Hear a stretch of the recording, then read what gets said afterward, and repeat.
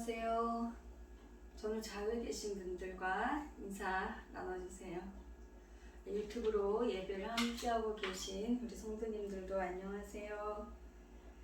오미크론이 턱 밑까지 왔습니다. 그쵸? 잘 드시고 적절히 운동을 하셔서 설령 내가 감염이 되더라도 거뜬히 이겨내실 수 있는 체력을 만드시기를 바라겠습니다. 오늘 우리가 읽은 이 본문은 같은 내용으로 해서 다른 복음서에 기록된 것으로 은혜를 나눈 적이 있습니다. 하지만 또 오늘 이 마가복음에서는 어떠한 은혜를 우리에게 주실지 마음문을 활짝 여시고 주님이 주시는 충만한 은혜를 넘치도록 받으시는 시간 되시기를 바라겠습니다. 마가복음이나 다른 복음서들을 보면 유난히 귀신 들린 사람들을 많이 고쳐주시는 장면들이 많이 있습니다. 원어 헬라어 직역 성경으로 보니까요, 이 귀신 들렸다고 하는 것은 부정한 영에 사로잡혀 있는 상태라는 것입니다. 간혹 우리 주변에도 조현병이라는 이름으로 고통받고 계신 분들이 계시지요. 기질이나 유전적인 인자로 인해서 그렇게 되는 경우도 있지만 사람이 자신의 멘탈의 용량이나 멘탈의 강도가고는 도저히 감당되어지지 않는 어떤 상황에 처했을 때 정신이 무의식이 잘 미쳐버리는 것을 선택하는 거죠. 그러니까 살기 위해서 미치는 걸 선택하는 겁니다. 오늘 본문의 이 사람은 거라사의 광인이라는 표현으로 성경의 복음서에 알려져 있습니다. 이 사람의 진짜 이름은 소개되어 있지 않아요. 그의 괴이한 행동이 거라사라는 도시에서 이 사람을 모르는 사람이 없게 그렇게 되었습니다.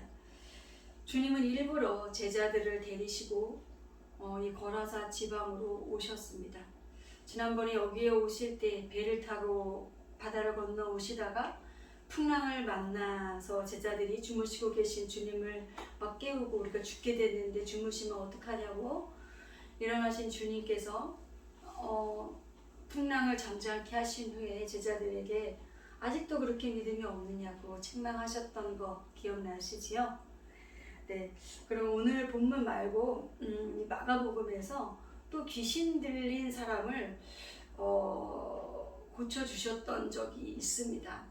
여기 오늘 또 귀신 들린 사람을 고쳐주는 게 그래서 두 번째인데 첫 번째는 어디 있었을까요?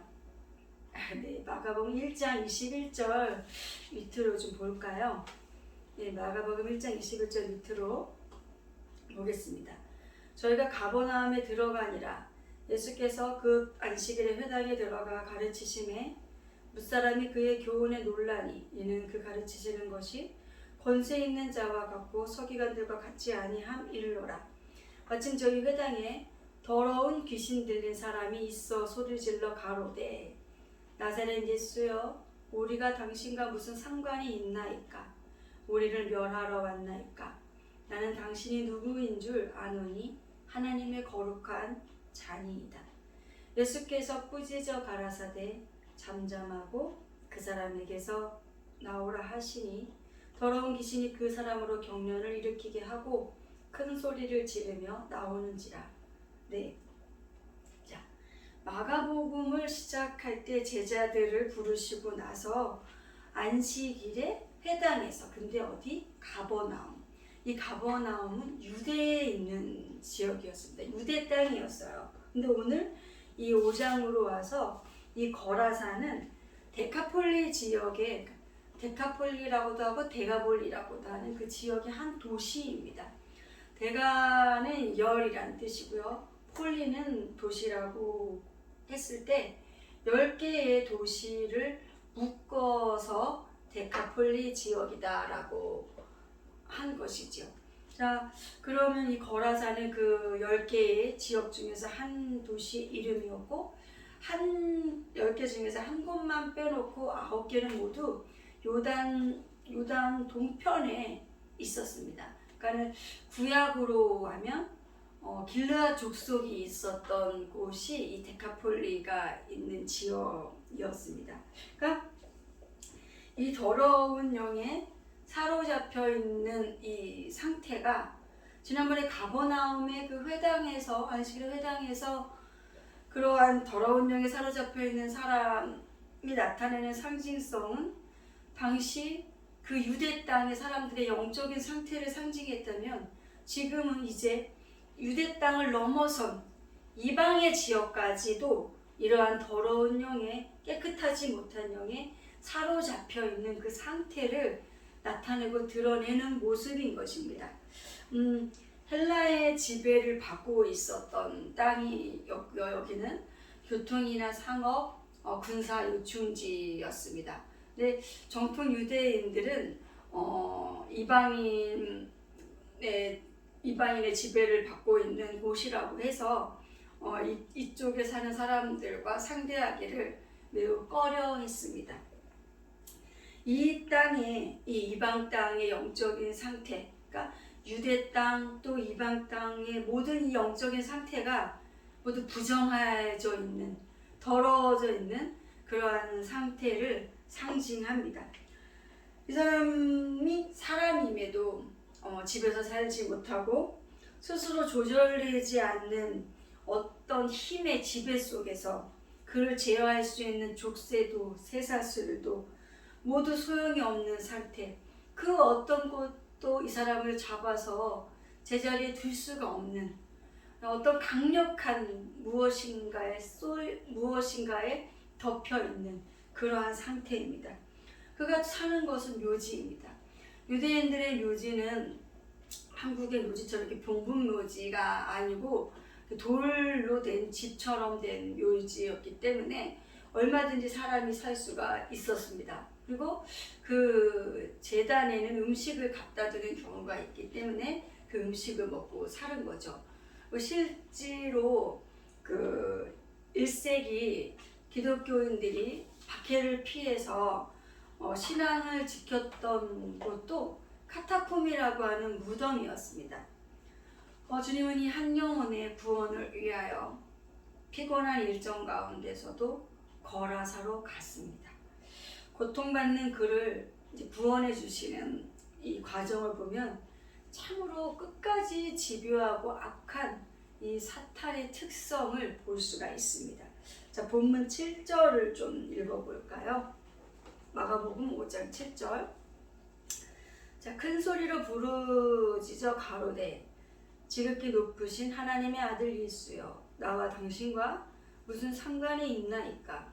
원컨대 하나님 앞에 맹세하고 나를 괴롭게 마옵소서 하니. 자, 귀신 들린 그 사람 속에 귀신이 얘기를 하는 거죠.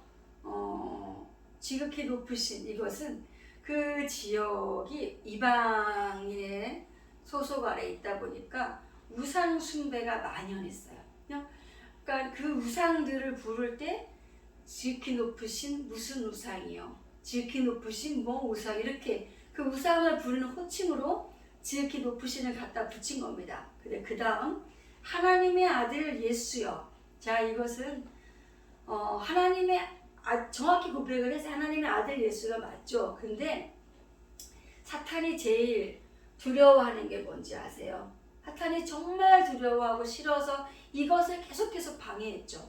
바로 예수 그리스도께서 온전한 사람이 되는 것을 사탄은 싫어했습니다. 자, 공생애를 시작하시기 전에 광야에서 40일 동안 기도하고 금식하신 주님을 성령께서 이끌어서 광야로 가셔서 마귀에게 시험을 당하게 하십니다. 그때 마귀가 예수님을 시험하던 그 말 중에서 매번마다 반복됐던 말이 있죠. 혹시 뭔지 생각나세요? 네가 만일 하나님의 아들이거든, 네가 만일 하나님의 아들이거든 돌을 떡을 만들어, 네가 만일 하나님의 아들이거든 여기서 뛰어내려봐, 천사가 와서 받아줄 거야. 네가 만일 하나님의 아들이거든 나에게 경배해, 허나 만국을 너에게 줄 거야. 자, 하나님의 아들이거든, 이것은 하나님의 아들, 즉 신입니다. 신. 하나님의 아들은 신입니다. 근데 하나님의 아들은 신이시기 때문에 돌을 떡을 만드실 수 있고 뛰어내리셔도 다 상하지 않으실 수 있습니다. 예수님은 그걸 하실 수 있어요. 그래서 그것이 예수님께는 시험인 것입니다. 그러나 여러분, 저와 여러분에게는 그러한 것이 시험이 되지 않습니다. 그런 시험 주지도 않습니다. 우리의 시험받는 수준은 그와 또 다르죠. 우리는 그걸 아예 할 수 없기 때문에 우리에게 그런 시험조차가 오지 않습니다. 그러나 주님은 만약에 이 자식이 지금 나를 뭘로 보고 이까이 돌 갖고 떡을 못 만들 것 같아? 하고 주님이 이 자식 하시면서 그 모든 것을 하셨다면 인류의 구원은 없었습니다. 그렇죠? 주님은 철저히 인간이셔야 했습니다. 그 인간으로 우리를 대속하신 제물로, 흠없는 제물로 드려지셔야 하는 것이 하나님의 계획이었고 하나님의 인류 구원의 방법이셨습니다. 주님은 여기서 하나님의 아들로서 당신을 드러내실 수가 없고 바로 이러한 관점에서 이 귀신 들린 사람 속에 있는 사탄도 귀신도 예수님을 지금 그렇게 부추기는 것입니다. 지극히 높으신 하나님의 아들이라고요. 주님께서 사람의 아들, 인자인 것을 내려놓으시면 저와 여러분의 구원은 없었습니다. 이 시험은 십자가의 순간까지도 따라붙었습니다. 십자가에 달리신 주님을 보고 네가 메시아면, 네가 유대인의 왕이면 내려와봐, 널 먼저 구원해봐 라고 하잖아요. 주님이 내려오지 못하셨겠어요? 그쵸? 다 그러실 수 있으셨어요. 그러나 주님은 끝까지 철저히 십자가에서 온전한 사람으로 계속하시고 숨이 멎으시기 전에 어떻게 말씀하셨어요? 내가 다 이루었다. 그 사람에게 들어간 더러운 영의 정체가 드러납니다. 군대랍니다. 군대 귀신이 들어가는 것인데 이것은 당시 로마 군대의 군대 단위를 레기온으로 가장 큰 부대 병력의 레기온이라고 표현했습니다. 즉 이것은 도저히 한 사람의 자기의 힘으로는 도저히 벗어날 수 없는 더러움과 부정의 세력에 사로잡혀 있는 상태인 것입니다. 인간은 스스로 자신의 부정을, 자신의 더러움을 해결할 수 없는 존재입니다. 그래서 하나님이 아들을 준비하셨습니다. 이 사람이 이렇게 미칠 수밖에 없었던 이유를 잠시 생각을 해보면요, 이 당시의 사회 상황과 무관하지 않을 겁니다. 여러분 생각해 보십시오. 나라는 지금 로마의 식민 아래에 있고 그 악랄한 로마는 로마의 그 마차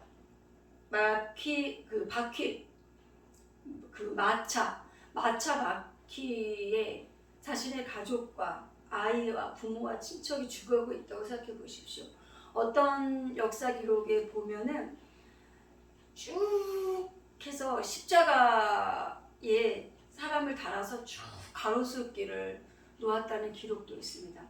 만약에 그 십자가에 달린 그 사람이 우리 가족이면요, 그것을 봤다면 그 사람이 온전한 정신으로 그걸 버틸 수 있었을까요? 못 버티는 겁니다. 버티는 게 더 기적인 거죠. 본문 그대로 이제 이들은 돼지떼한테 자기들을 들여보내달라고 요청합니다. 주님이 먼저 그렇게 하신 게 아니라 저들이 요청이 왔어요. 그래서 돼지떼에게 들여보내니 돼지가 내리달아서 바다에 가서 몰사했다. 이렇게 표현이 되어 있죠. 13절에 보면. 그래서 바다, 더러운 게 바다에 가서 죽었다. 바다는 영적으로 바다는 악한 세력을 상징합니다. 그 요한계시록에도 보면 바다에서 뭐가 나와요? 용이 나와요. 붉은 용. 그렇죠? 네. 악한 것에 이 더러운 것이 같이 간 그림인 거죠. 그렇죠? 자, 이게 그럼 여기서 여러분 이 자연스럽게 질문이 하나가 이렇게 올라옵니다. 유대인들은 돼지를 혐오하잖아요. 근데 그런 돼지가 2,000마리나 사육되고 있었다는 것을 통해서 뭐 어떤 게 짐작이 갈까요? 짐작이 가나요? 네, 어딘가에 이 돼지가 공급되고 있었다는 겁니다. 즉, 이 돼지의 수요처가 있었다는 거죠.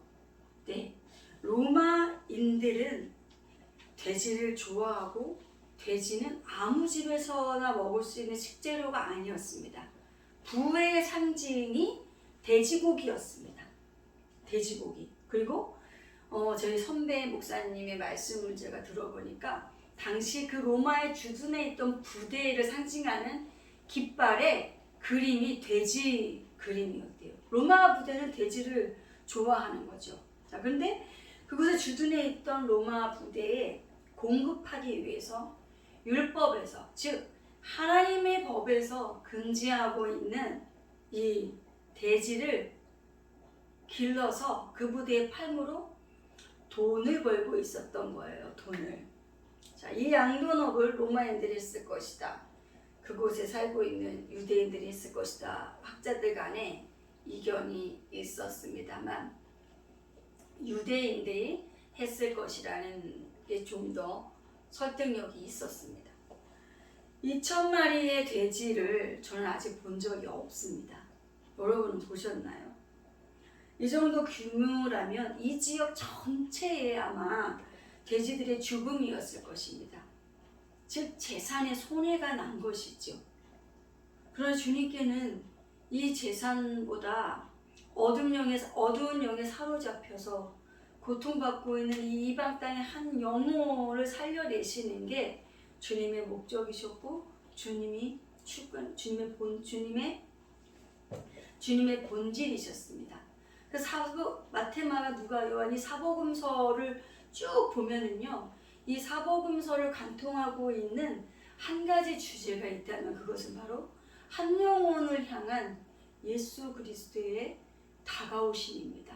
그래서 주님은 그 한 영혼 때문에 그 한 영혼을 구원하시려고 주님은 수고하고 애쓰시고 땀을 흘리시고 그리고 그곳에 항상 제자들을 데리고 다니셔서 그들로 보게 하셨습니다. 한 영혼을 고쳐주시고 한 영혼을 사랑하시는 그 모습을요. 자, 이 사람이 그 알 수 없는 힘에 의해 인간답게 살지 못한 그 어둠의 시간을 한번 생각해 보세요. 감히 짐작조차 되지 않지 않습니까? 그러나 사람들은 한 영혼이 고통 속에서 고침받아서 이제 인간답게 살게 된 그것보다 재산에 손해가 난 게 더 중요했습니다. 그래서 어떻게 할 수 있어요, 그거를? 주님, 이 사람이 이제 멀쩡히 옷을 입고 이렇게 활동을 앉아 있는 걸 보면서 사람들이 두려운 거예요. 그리고 이 양반이 여기 더 계셨다가는 우리의 더 큰 재산에 손해가 나겠구나. 응? 주님 보고 마을을 떠나달라고 부탁합니다.